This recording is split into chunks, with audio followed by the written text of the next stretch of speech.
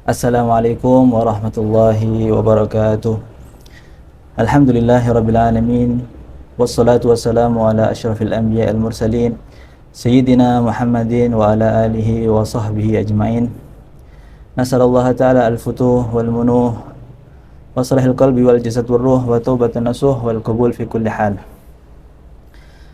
Para pemirsa yang dirahmati oleh Allah, para pencinta ilmu, para penempuh jalan kebaikan, ahlan wa sahlan di channel YouTube MZT Marang Raya.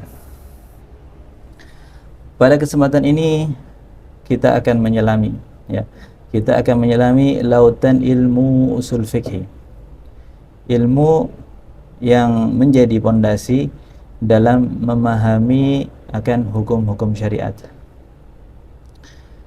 Bukan hanya sekedar teori, bukan hanya sekedar teori yang berat di kepala, tapi itu adalah sebagai warisan ulama yang akan kita gali dengan cara yang mudah, sistematis, dan insya Allah menyenangkan. Jadi mari kita duduk sejenak, membuka hati, membuka catatan, dan mari kita mulai perjalanan ilmu ini dengan ucapan basmalah. Bismillahirrahmanirrahim. Kita awalnya akan mengenal, akan memahami lebih dekat ilmu usul fikih. Teman-teman, ilmu usul fikih yang kita pelajari sekarang, yang kita pelajari sekarang itu yang kelihatannya itu kompleks dan penuh istilah, kan? Yang itu semuanya sebenarnya belum ada pada zaman terdahulu, sebelumnya belum ada dalam bentuk yang sudah rapi, seperti pada masa awal Islam.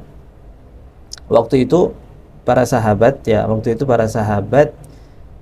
dan juga para tabi'in, dan juga para generasi, para generasi awal Islam itu enggak butuh namanya rumus, enggak butuh namanya teori, yang mana teori-teori khusus untuk memahami daripada ilmu agama. Kenapa? Karena mereka ini udah pada jago, di dalam bahasa Arab, ibaratnya mereka ini seperti orang yang dari kecil, itu makan nasi, yang terbiasa makan nasi, kita katakan contohnya. Jadi nggak perlu diajarin gimana caranya makan, gimana caranya pakai sendok, atau gimana caranya menikmatin misalkan rasa sambal kayak gitu kan. Mereka itu langsung aja memahami daripada makna ayat, makna hadis, Mereka itu memang karena itu bahasa mereka, bahasa ibu, kan. Dan itu sudah menjadi kehidupan mereka sehari-harinya, yang mana sangat lengkap banget dengan wahyu, Jadi udah langsung paham apa yang mereka dengar dari Rasulullah SAW. Coba bayangkan begini.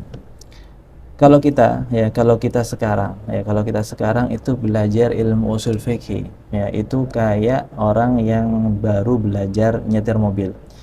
Nyetir mobil itu ada aturannya, kan? Ada rambu-rambunya, ada latihan teorinya, Nah, ini para sahabat ini udah kayak, kita katakan contohnya kayak pembalap lah, pembalap yang udah profesional, yang tinggal ngegas aja udah jalan, udah pada tahu jalannya, udah tahu, karena hidup mereka itu langsung dengan Nabi besar Muhammad SAW, dan ngerti konteks wahyu secara alami.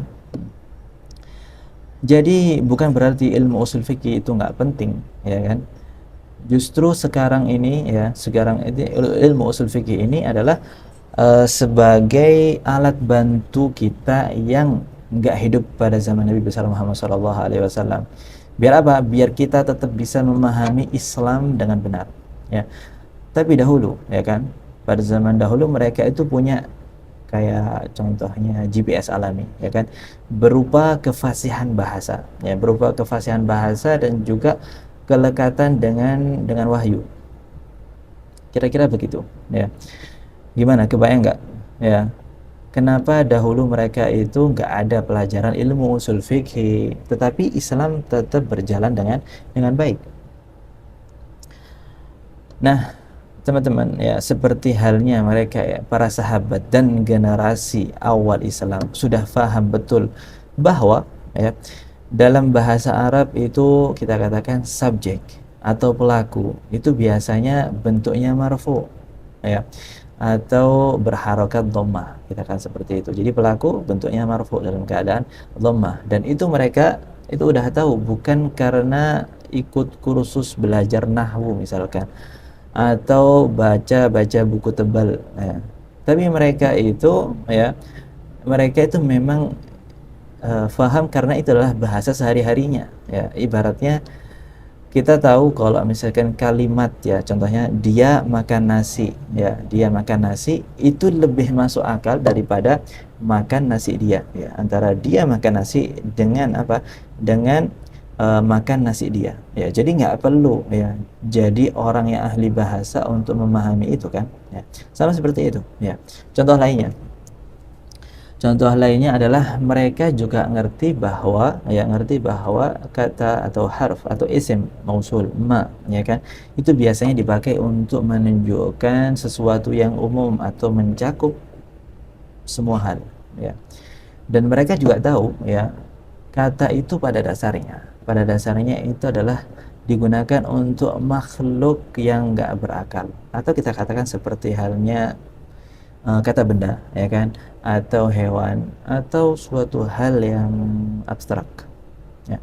Tapi kalau kita pakai buat manusia itu semacam kayak gaya bahasa ya, kayak misalkan kayak seperti halnya majas ya, atau seperti kiasan ya, mirip kayak kita bilang apa yang kamu cari dalam hidup ini ya, otomatis ada kemungkinan yang kita cari itu adalah benda mati atau benda yang hidup ya, padahal yang kita cari itu kan ada yang hidup dan juga ada yang mati ya kan, seperti itu. Nah, pembahasan mereka terhadap hal-hal seperti ini yang sekarang masuk kategori kaidah usul fikih, dulu itu udah otomatis aja keluar daripada mulut mereka, dalam pemikiran mereka ya kan. Nggak perlu lumus untuk memahami itu semua. Jadi nggak perlu juga ngafal definisi ini itu dan sebagainya ya kan, karena semua itu udah jadi bagian dari cara mereka ngomong ya kan, dan menjadi pemikiran atau gaya bahasa mereka setiap harinya. Jadi intinya ya, semua kaidah usul fikih yang sekarang kita pelajari yaitu adalah mempelajari daripada istilah-istilah yang dulunya itu cuma bagian daripada rasa bahasa mereka aja ya kan. Kayak orang Jawa mengerti kapan dia bilang sampean ya, dan kapan dia bilang panjenengan ya kan, seperti itu. Jadi nggak perlu teori, jadi nggak perlu belajar, tiba-tiba ngomong aja ya kan, kapan seseorang itu bilang kamu atau bilang sampean atau bilang panjenengan. Nah, menariknya bahwa kemampuan mereka di dalam memahami kaidah ya, dalam kaidah bahasa itu nggak cuma berhenti di situ ya, tapi naluri ya, mereka memberi naluri mereka juga jalan ya, bukan hanya untuk kaidah-kaidah, tapi naluri yang lain dalam hal-hal yang lain itu juga jalan. Salah satu contohnya adalah ketika atau memahami daripada ijma ya. Ijma adalah kesepakatan para ulama ya. Mereka sudah paham banget ya kalau ijma itu hujjah ya. Ijma, kesepakatan dari para ulama, itu adalah hujjah, alias adalah menjadi pegangan hukum yang kuat. Jadi nggak perlu itu namanya seminar ya, nggak perlu dia itu menyiapkan makalah yang sampai berlembar-lembar dan sebagainya ya. Itu jadi mereka langsung aja bisa nyimpulin, bisa memahami bahwa itu adalah hujjah, itu adalah jadi pegangan dalam agama. Begitu juga mereka juga memahami daripada kias. Kias itu adalah analogi di dalam hukum ya. Mereka bisa langsung menangkapnya begitu aja ya kan. Jadi nggak harus belajar rumusnya dulu, kaidahnya dulu atau semacamnya ya. Kita mungkin sekarang duduk di kelas ya, kita mungkin membutuhkan kelas untuk belajar, kita membutuhkan kitab, atau kita mungkin nonton pelajaran salah seorang ustadz yang ada di YouTube misalkan untuk mengerti apakah itu ijma, ya kan, atau mengerti apa itu kias, ya, dan itu penting, ya. Tapi mereka udah kayak otomatis aja, seolah-olah kayak kita katakan GPS, ya, GPS syariat yang udah apa namanya tertanam dalam hati mereka, ya, seperti itu. Dan yang paling keren, ya, mereka ini nggak butuh namanya ngebahas panjang lebar, ya, nggak bahas panjang lebar tentang masalah hadis, ya. Kok bisa? Karena mereka itu hidupnya langsung dengan Nabi besar Muhammad SAW. Jadi nggak ada itu namanya istilah sanad yang panjang atau memiliki derajat hadis ini apa dan sebagainya. Jadi apa yang mereka dengar itu langsung dari Rasulullah SAW, yang langsung bisa, bahasanya itu bisa langsung diamalkan, ya kan. Jadi mereka itu nggak ada namanya debat, ya, ini hadis dhaif atau sebagainya, nggak ada pakai namanya menurut madhab ini seperti apa dan sebagainya. Pokoknya kalau Nabi SAW udah ngomong, ya, ya udah selesai, titik, seperti itu. Rasulullah SAW ngomong, ya udah dikerjakan, ya kan.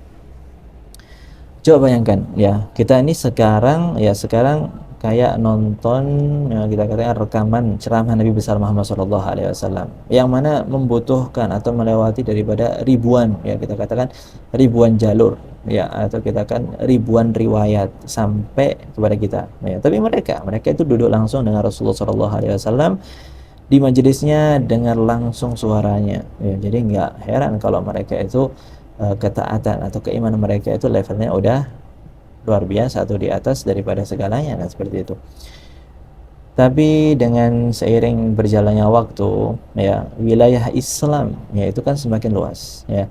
Orang-orang dari berbagai suku, ya, dari bahasa, kemudian dari latar belakang yang berbeda, ya, mereka itu masuk, ya, masuk ke dalam Islam. Bahkan ada yang sebagian dari mereka itu tidak memahami daripada bahasa Arab, ya. Hanya masuk Islam, mengucapkan syahadat, udah masuk Islam, tapi nggak paham itu bahasa Arab. Nah, disinilah mulai munculnya daripada tantangan, ya, tantangan untuk bisa menjaga daripada kaidah atau bahasa Arab secara murni. Kalau pada zaman dahulu, ya, bahasa Arab pada zaman dahulu itu murni banget, jadi nggak perlu atau nggak tercampur, ya. Jadi kalau kita diibaratkan itu kayak air jernih yang masih belum tercampur, ya. Tapi kalau misalkan sekarang itu udah air jernih yang udah mulai keruh. Karena apa? Karena banyaknya munculnya atau masuknya berbagai macam aliran, ya, macam-macam kayak itu.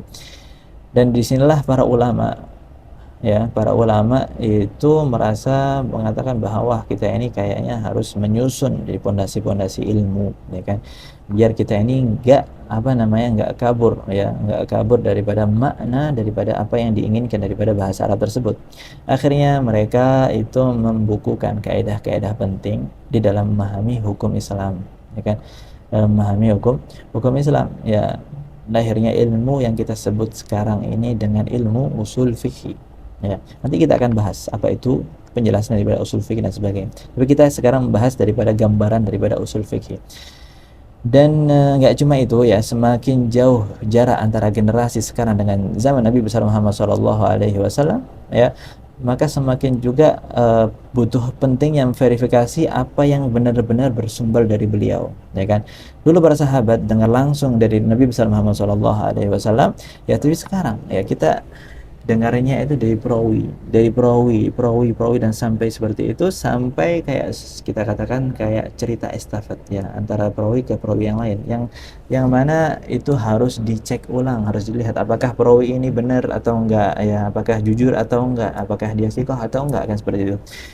Dari sinilah muncul daripada kebutuhan untuk membahas, ya, siapa saja para perawi, apakah, ya kan, mereka ini jujur, apakah mereka bisa dipercaya, kemudian apakah hafalannya kuat atau enggak kuat, ya. Dari situlah pembahasan ilmu tentang sunnah, yang mana sunnah ada di dalam, disebutkan dalam usul fikih, tapi sekarang udah menjadi berkembang, menjadi cabang sendiri, jadi ilmu yang kita kenal dengan ilmu mustalahil hadis, ya kan, seperti itu.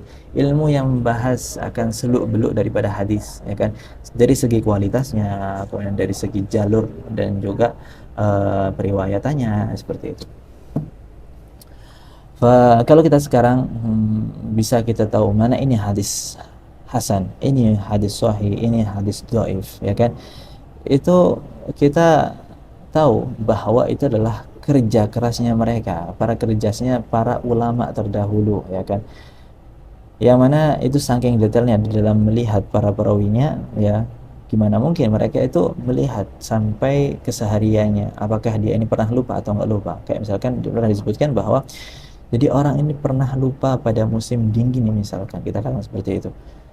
Nah, itu juga ditulis, ya kan, hal itu juga ditulis dan memiliki nilai sendiri, ya kan. Kalau misalnya kita belajar ilmu mustalah hadis, akan kita tahu apakah itu bisa menjadi hasan ataukah bisa menjadi dhaif atau hasan li ghairi dan sebagainya.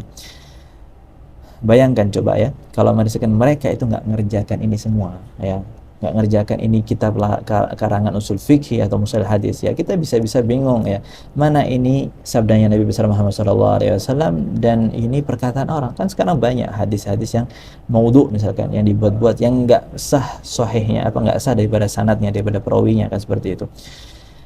Begitu juga dengan seluruh pembahasan dalam ilmu usul fikih dan bahkan dalam cabang-cabang ilmu keislaman yang lainnya, ya kan, yang muncul belakang ini, ya kan.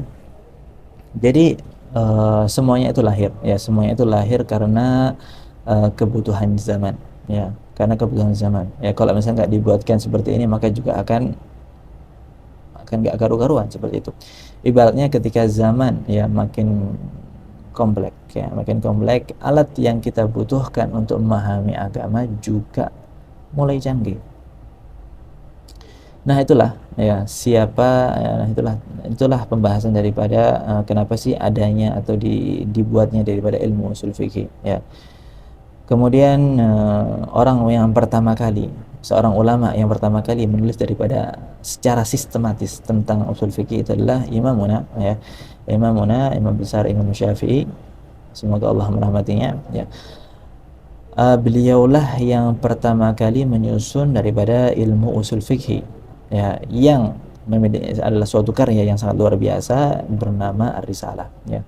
Buku itu dianggap sebagai kitab pertama di dalam sejarah Islam yang membahas ilmu usul fikih secara tertulis, ya kan. Bayangin, pada masa itu belum ada namanya Google Scholar, ya, belum ada perpustakaan digital, ya, tapi Imam Syafi'i, ya, udah bikin karya yang jadi pondasi di seluruh generasi, ya, generasi setelahnya di dalam memahami bagaimana cara seorang itu beristinbat atau mengambil daripada hukum, ya, daripada Al-Quran dan juga hadis, ya kan, ya. Masya Allah, tabarakallah, ya Allah, semoga Allah Subhanahu Wa Taala merahmati para imamuna. Kemudian setelah Imam Syafi'i membuka jalan, ya, setelahnya itu ada para ulama-ulama, ya, para ulama-ulama dari madhab ukhra, ya, yang nggak mau ketinggalan, ya. Mereka juga ikut, ya kan, menulis, ikut menyusun, ikut mengembangkan daripada ilmu usul fikih dengan pendekatan dan gaya pikir mereka sendiri. Ada yang lebih rasional, ya kan, ada yang lebih tekstual, ya kan, ada yang fokus ke dalam bahasa, ada yang kuat dalam logika, ya. Akhirnya muncullah ragam karya usul fikih yang sangat banyak, yang sangat kaya, dari kitab-kitab yang tipis sampai kitab-kitab yang besar, ya. Dari situlah ilmu ini berkembang pesat sampai pada bentuk yang kita pelajari sekarang, ya kan, udah lengkap, rapi dan sistematis.